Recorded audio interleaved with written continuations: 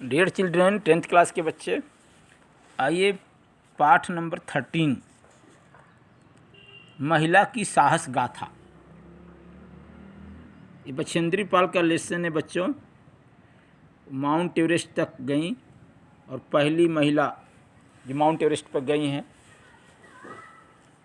तो उनका इसमें एक्सपीरियंस, अनुभव, कैसे वो गई, वो सब जानकारी आप लोग इसमें प्राप्त कर सकते हैं। इस लेख के द्वारा, इस आर्टिकल के द्वारा बच्चों, छात्र यह जानकारी प्राप्त कर सकते हैं कि महिलाएं भी साहस प्रदर्शन में पुरुषों से कुछ कम नहीं हैं। तो बछेंद्री पाल इस विचार का एक निदर्शन है, एक सैंपल, एक नमूना, निदर्शन, उदाहरण, एग्जाम्पल।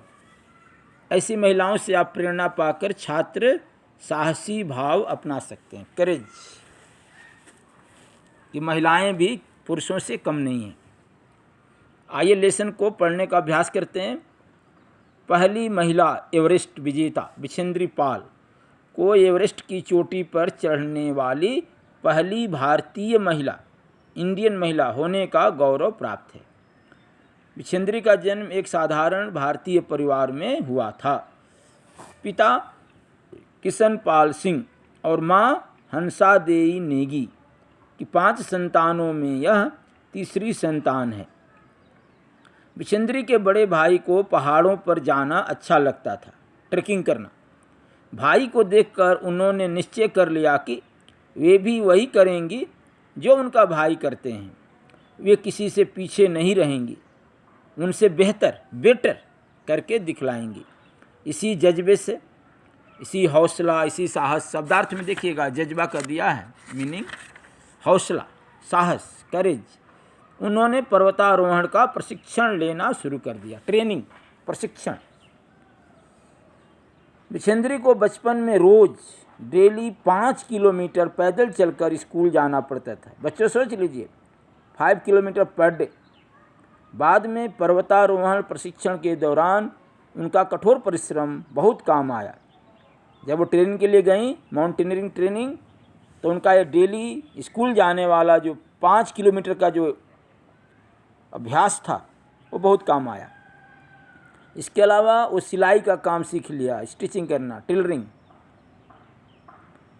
और सिलाई करके पढ़ाई का खर्च जुटाने लगी। अपना स्टडी का जो भी एक्सपेंडिचर वो खुद निकालने लगी।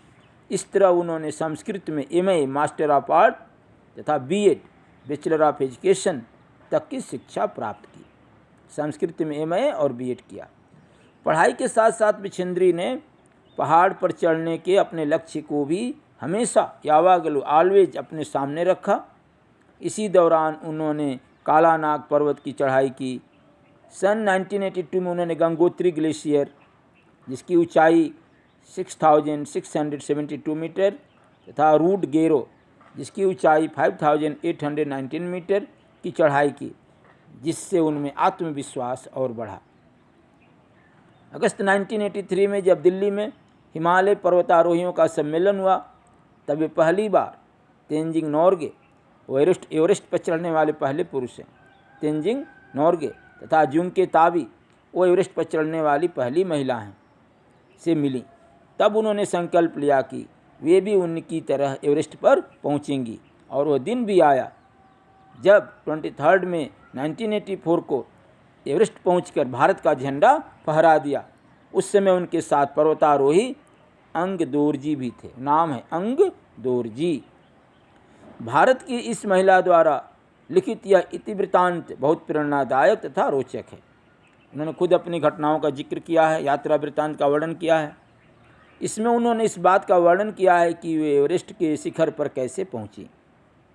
देखिए, कर्नल खुल्लर ने साउथ कोल तक की चढ़ाई के लिए 3 शिखर दलों के 2 समूह बना दिए।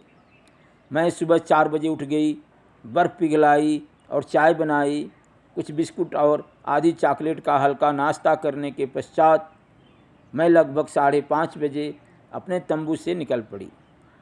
अंग दोरजी ने मुझसे पूछा क्या मैं उनके साथ चलना चाहूँगी। मुझे उन पर विश्वास था। साथ ही साथ मैं अपनी आरोहण क्षमता और कर्मठता के बारे में भी आश्वस्त थी। सुबह 6:20 पर जब अंगदोर जी और मैं साउथ कोल से बाहर निकले तो दिन ऊपर चढ़ आया था। हल्की हल्की हवा चल रही थी और ठंड बहुत अधिक थी। हमने बगैर रस्सी के ही चढ़ाई की। अंगदोर जी एक निश्चित गति से ऊपर चढ़ते गए। मुझे भी उनके साथ चलने में कोई कठिनाई नहीं हुई। जमी हुई बर्फ़ की सीधी और ढलाऊ चट्टानें इतनी सख्त और भुरभुरी थीं मानो शीशे की चादर बिछी हो। हमें बर्फ़ काटने के लिए फावड़े का इस्तेमाल करना पड़ा। फावड़ा एक गुदली समझ लीजिए, ठीक है, स्पेड होता है, फावड़ा उसका इस्तेमाल यूज करना पड़ा, प्रयोग करना पड़ा। 2 घंटे से कम समय में ही हम शिखर कैंप पर पहुंच गए। अंगदोर जी ने पीछे मुड़कर पूछा, क्या तुम थक गई हो, टायर्ड हो गई हो? मैंने जवाब दिया, आंसर दिया, नहीं।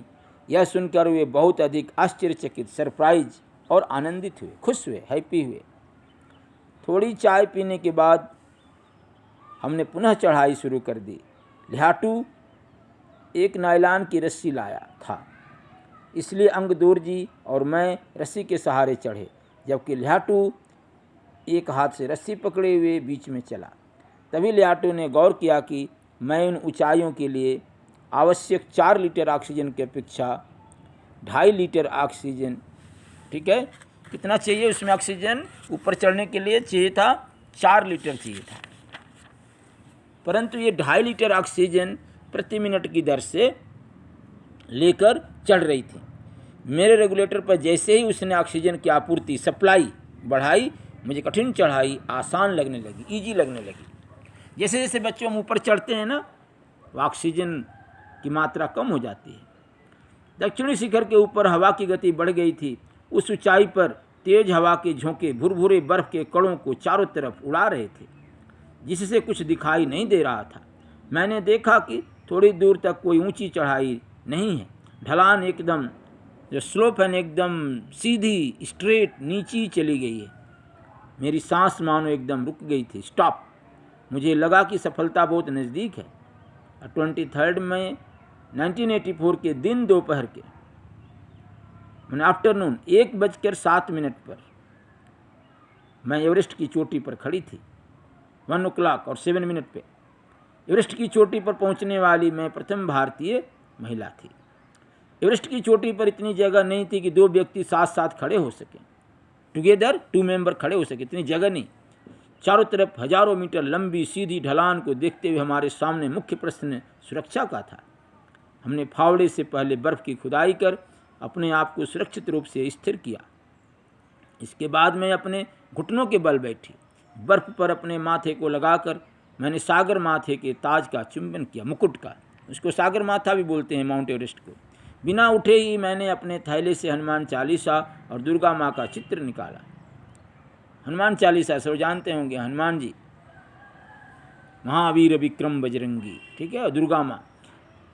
मैंने इन्हें अपने साथ लाए लाल कपड़े में लपेटा और छोटी सी पूजा करके इनको बर्फ़ में दबा दिया। उठकर मैंने अपने रज्जु नेता अंगदोर जी के प्रति आदर भाव से झुकी। उन्होंने मुझे गले लगाया। कुछ देर बाद सोनम पुलजर पहुँचे और उन्होंने फ़ोटो लिए। अब आइए 116 पेज पर। इस समय तक लिहाटू ने हमारे नेता को एवरेस्ट पर पहुंचने की सूचना दे दी थी। तब मेरे हाथ में वाकी टाकी दिया गया। कर्नल खुल्लर ने मुझे बधाई दी और बोले, देश को तुम पर गर्व है, प्राउड है। हमने शिखर पर 43 मिनट व्यतीत किए और अपनी वापसी यात्रा 1:55 पर आरंभ की। अंगदोर जी और मैं साउथ कोल पर शाम 5 बजे तक पहुंच गए। इवनिंग 5 o'clock सब ने साउथ कोल से शिखर तक और वापस साउथ कोल तक यात्रा चोटी पर रुकने सहित पूरे 10 घंटे 40 मिनट के अंदर 10 hours 40 मिनट के अंदर पूरी करने पर बधाई दी। मैं जब तंबू में टेंट में घुस रही थी, मैंने मेजर कुमार को कर्नल खुल्लर से वायरलेस पर बात करते सुना। अब विश्वास करें या न करें, श्रीमान बिछेंद्री पाल केवल 3 घंटे में ही वापस आ गई हैं और वह उतनी ही चुस्त दिख रही हैं जितनी वह आज सुबह चढ़ाई शुरू करने से पहले थी। मुझे पर्वतारोहण में श्रेष्ठता के लिए भारतीय पर्वतारोहण संघ का प्रतिष्ठित स्वर्ण पदक तथा अन्य अनेक सम्मान और पुरस्कार प्रदान किए गए। पद्मश्री और प्रतिष्ठित अर्जुन पुरस्कार की घोषणा की गई। सबके आकर्षण और सम्मान का केंद्र होना मुझे बहुत अच्छा लगा। इस तरह बिछंदरी को एवरेस्ट पर पहुंचने वाली पहली भारतीय महिला होने का गौरव प्राप्त हुआ।